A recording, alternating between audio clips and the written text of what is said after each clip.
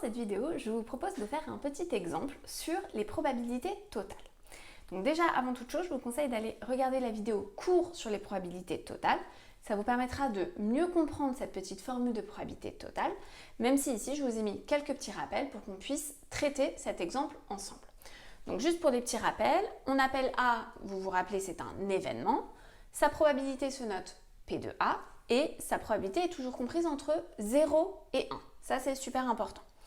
A bar, c'est l'événement contraire de A. Et rappelez-vous que lorsque l'on note A inter B, ça veut dire l'événement A et l'événement B. Donc la plupart du temps, les situations en probabilité, on peut les représenter par un arbre. Et c'est la meilleure manière de vous représenter cette notion de formule de probabilité totale. Donc ici, j'ai fait un arbre avec un événement A et son contraire A bar, puis un événement B et son événement contraire B bar, qu'on représente ici aussi au niveau de A bar. Et je vous ai écrit que si on cherche la probabilité de A inter B, donc A inter B, ça correspond au chemin A et B, donc ici le chemin qui se situe juste là. Et pour calculer sa probabilité, on fait le produit des probabilités qui composent ce chemin. Donc P de A fois P de B, sachant A, rappelez-vous de cette petite condition. Et si on cherche l'événement B au total, donc tous les B, et bien dans ce cas-là, on va faire la somme de tous les chemins qui mènent à l'événement B. Donc P de A inter B plus P de A bar inter B. Le meilleur moyen de bien comprendre cette formule, c'est de faire un exemple. Voici donc l'exemple que l'on va traiter ensemble. On vous dit, amateur de Sudoku, donc le jeu qui consiste à compléter une grille avec des chiffres, Pierre s'entraîne sur un site internet. 40% des grilles de Sudoku qui y sont proposées sont de niveau facile, 30% sont de niveau moyen et 30% sont de niveau difficile.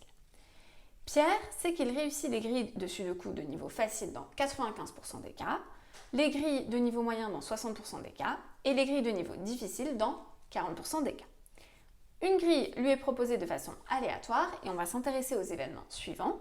F, la grille est facile, M, la grille est moyen, de niveau moyen, D, la grille est de niveau difficile et enfin, Pierre réussit la grille sera l'événement R et R bar, son événement contraire, il ne réussit pas la grille.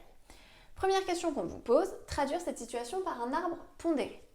Donc ça, c'est un exotype pour représenter la situation par un arbre où on va avoir, première chose, soit la grille est de niveau facile, soit elle est de niveau moyen, soit elle est de niveau difficile.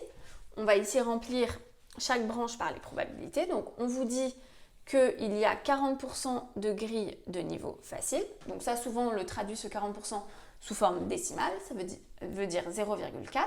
Si vous avez un doute, vous faites 40 divisé par 100 à la calculatrice. Vous allez trouver 0,4. Ensuite, on a 30% des grilles qui sont de niveau moyen, donc 0,3. Et de même, 30% des grilles qui sont de niveau difficile, 0,3. Rappelez-vous que la somme des probabilités qui partent d'un nœud, donc ce qu'on appelle un nœud, c'est ce qui se situe ici. Donc toutes les probabilités qui partent d'un nœud, ça doit toujours être égal à 1. 0,4 plus 0,3 plus 0,3, ça fait bien 1. Et ensuite, en fonction du niveau de la grille, on va avoir, est-ce que Pierre réussit la grille ou est-ce qu'il ne la réussit pas? Est-ce qu'il réussit ou pas? Et est-ce qu'il la réussit ou pas? Et là, on a aussi des informations dans l'exercice. On vous dit que lorsque la grille est de niveau facile, il réussit la grille dans 95% des cas. Donc on met 0,95. Ce qui signifie qu'il ne la réussit pas dans 5% des cas. Et attention, 5%, c'est 0,05. Il faut bien mettre ce petit 0 avant le 5. Pour les grilles de niveau moyen, on vous dit qu'il les réussit dans 60% des cas. Et du coup, il ne les réussit pas dans 40% des cas. Et enfin, pour les grilles de niveau difficile, il les réussit dans 40% des cas, donc on met 0,4, et il ne les réussit pas dans 60% des cas. Voilà comment on fait pour remplir notre petit arbre. Jusque-là, normalement, ça devrait à peu près aller. Ensuite, on vous demande de calculer la probabilité que la grille proposée à Pierre soit difficile et que Pierre la réussisse. Donc là, il y a un mot dans la phrase qui doit vous faire tilt tout de suite, c'est le mot « et ». Puisque rappelez-vous, à chaque fois que vous avez ce petit mot « et », ça signifie A inter B. Donc, comme ici dans notre phrase, c'est la grille est difficile et il l'a réussi, Ça correspond à l'événement D et à l'événement R. Donc ce qu'on est en train de chercher ici, c'est P de D inter R. Rappelez-vous, dès que vous avez une question en probabilité, essayez toujours de la traduire en termes probabilistiques. P de D inter R veut dire probabilité que la grille soit difficile et qu'il la réussisse. Et ça, on sait d'après le cours que P de D inter R, ça va correspondre au chemin qui reprend les événements D et R. Donc ici, ça correspond à ce chemin. Et pour calculer la probabilité d'un chemin, on multiplie les probabilités des branches qui composent ce chemin. Donc ça va nous faire P de D fois, et rappelez-vous que la probabilité qui se situe ici, ce n'est pas P de R, parce qu'il faut bien que je distingue ce R des deux autres R qui sont dans mon tableau, dans mon arbre, pardon. Donc ça va être P de R sachant D. Le 0,4 ici, c'est la probabilité que Pierre réussisse la grille, sachant qu'elle est difficile. Dans 40% des cas, il la réussit lorsqu'elle est difficile. Donc là, on met bien P de R sachant D. Ce petit sachant que est très important. Et on remplace par les probabilités. Donc ça fait 0,3 fois 0,4 et ça nous donne 0,12. On a trouvé la probabilité que la grille soit difficile et que Pierre la réussisse. Je vous fais juste une petite phrase de conclusion et on passe ensuite à la question suivante.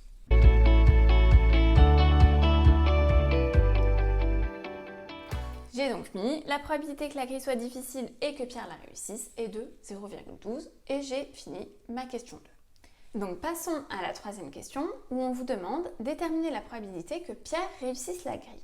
Donc là on nous demande la probabilité que Pierre y réussisse la grille, peu importe le niveau. On n'a pas de condition sur son niveau, on ne sait pas si la grille est facile, moyenne ou difficile. De manière générale, quelle est la probabilité qu'il réussisse une grille? Donc ça, à quel événement ça correspond? Ça correspond à l'événement P de R de manière générale. Donc on va regarder notre arbre et on va voir que des R, on en a plusieurs. Parce que des R, j'en ai un ici et un ici. Et nous justement, ce qu'on cherche à savoir, c'est R au total. On va donc utiliser ce qu'on appelle la formule des probabilités totales. Et cette formule, qu'est-ce qu'elle nous dit? Elle nous dit que lorsqu'on cherche un événement, ici dans la deuxième partie de notre arbre, on va faire la somme de tous les chemins qui mènent à cet événement. Donc on a le chemin ici F inter R, on a le chemin M inter R et enfin le chemin D inter R. Tous ces chemins-là mènent à R, et bien on va les additionner. Mais avant de faire la petite formule des probabilités totales, vous allez toujours devoir écrire une phrase. Je vais vous l'écrire et je vous en parle juste après.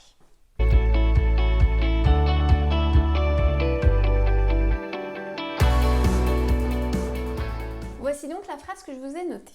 F, M et D forment une partition de l'univers. Ça, qu'est-ce que ça veut dire?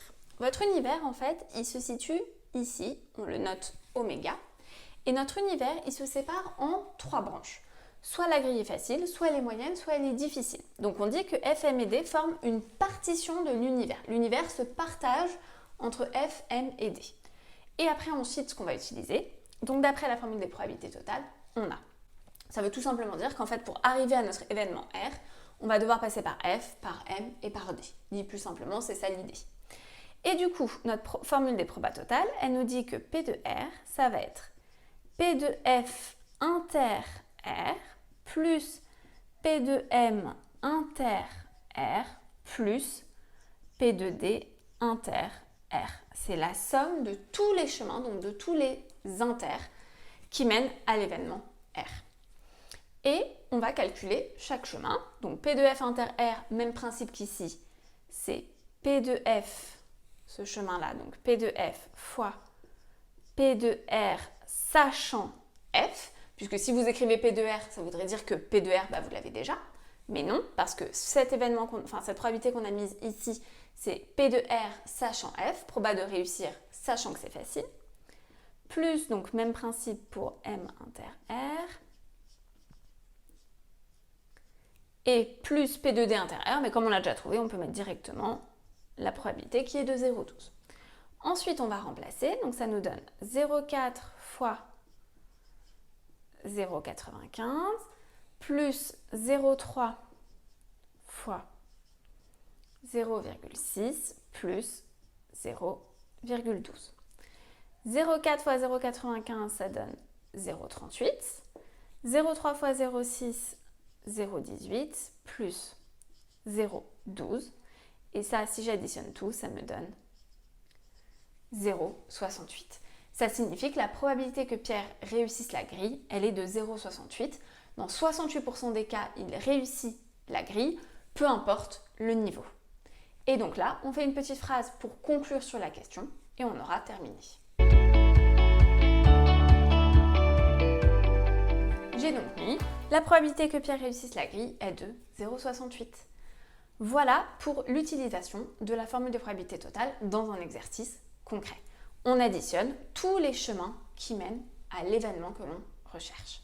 J'espère que c'est clair pour vous. N'hésitez pas à regarder mon exercice bilan sur les probabilités. Ça vous permettra de bien voir si vous avez maîtrisé toutes les notions sur les probabilités. N'hésitez pas à me poser toutes vos questions en commentaire si vous en avez, à vous abonner à ma chaîne YouTube et je vous dis à bientôt les loulous.